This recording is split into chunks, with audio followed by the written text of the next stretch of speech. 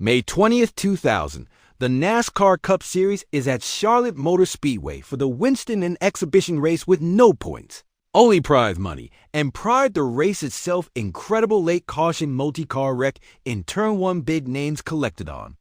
The restart Dale Jarrett looks unbeatable, then suddenly smoke at the worst possible moment. Jarrett's car starts fading, and that opens the door for rookie Dale Earnhardt Jr. 2 laps to go. Jr. makes his move on the '88 car. He powers.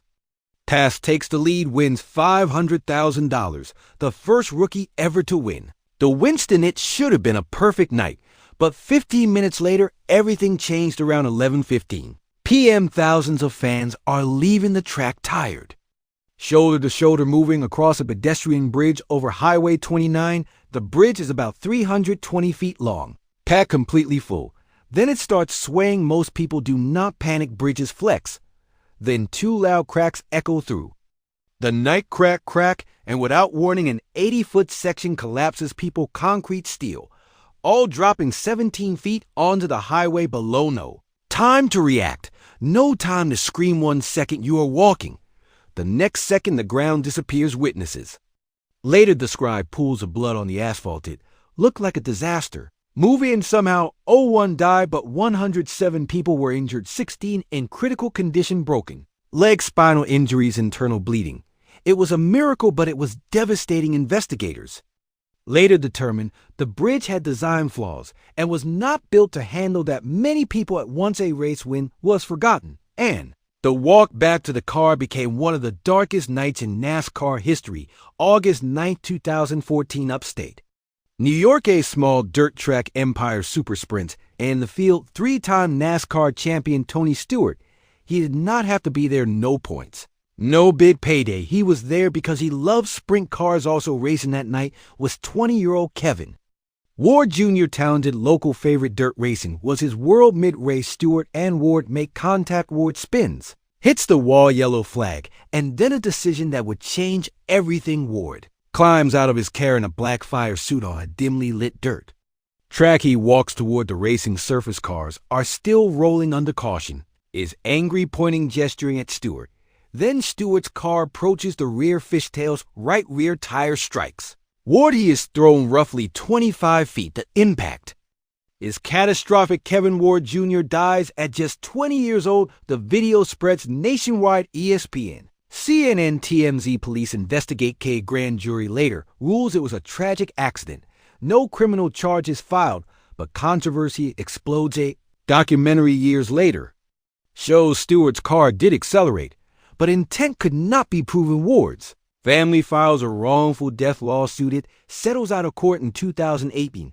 The outcome remains debated, but one fact is undeniable: Kevin Ward should never have been on the racing surface, and his death changed safety rules across motorsports today. Drivers are strictly prohibited from exiting vehicles during incidents unless absolutely necessary. A heartbreaking loss that reshaped safety forever. 2012 Pocono Raceway, Pennsylvania. 400 radar shows storms approaching. Drivers are not just racing each other, they are racing the weather. If rain stops the race, whoever leads wins. Aggressive driving leads to crashes. Jeff Gordon takes the lead at 4:40.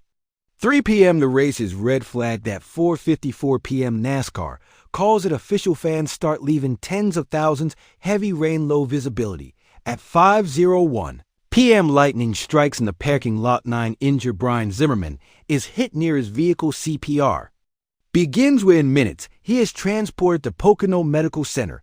He does not survive. Another lightning strike injures another fan later that evening. National Weather Service had issued warnings. Earlier debate erupts.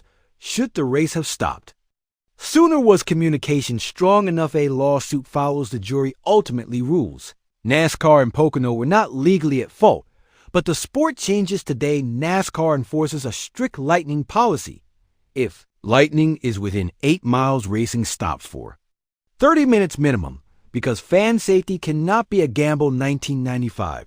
The Sportsman Series arrives at Charlotte for the Winston 100A developmental series. Older cars, less experience at high speeds. Russell Phillips, 26 years old, local driver, firefighter, family man. He wins his first career pole, leads laps early. Then Just 17 laps and a spin-ahead car moves into his path. Phillips' car goes airborne. It slams roof first into the outside wall dragged along the catch fence. Crash is so violent that it becomes immediately clear it is not survivable. The race is stopped, never publicly shown out of respect. The series quickly fades away. Russell Phillips' name becomes a solemn reminder of why safety must always evolve. This story has nothing to do with racing and everything to do with something far worse. Rick Crawford, former Truck Series driver with 5 career wins. In 2018, the FBI arrests him in a sting operation. He is later sentenced to prison for attempting to solicit sexual activity with a minor. It shocked the racing community because sometimes the darkest chapters do not happen on the track. They happen away from it. Racing is speed racing. Danger racing is passion. But sometimes the real danger is not the crash it, is not the wreck it, is not even the finish line. Sometimes it is the bridge. Lightning, the confrontation, or the choices made away from the spotlight. These are the stories motorsports rarely revisits, but they changed NASCAR forever. This is boomdogo. This is the side of racing you were never meant to forget.